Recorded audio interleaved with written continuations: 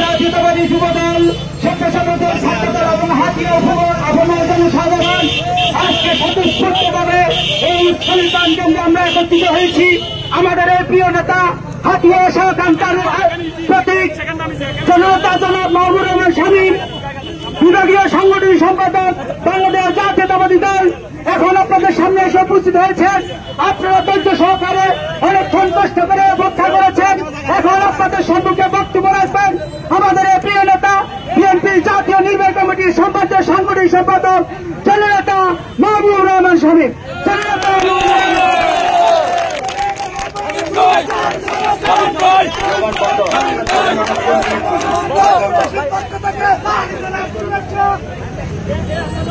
জাতীয়তাবাদী যুবদল, জাতীয়তাবাদী ছাত্রদল, জাতীয়তাবাদী স্বেচ্ছাসেবক দল, জাতীয়তাবাদী আমাদের বিএনপি নেতৃবৃন্দ এখানে আছেন, কৃষক দলও আছেন, আমাদের অঙ্গ এবং সহযোগী সংগঠন অনেক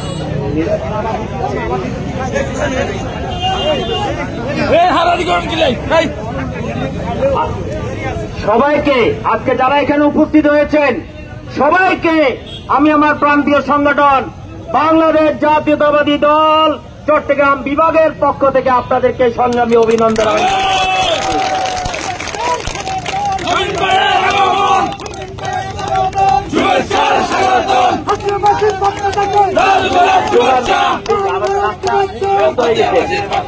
আমরা দ্রুত শেষ করব।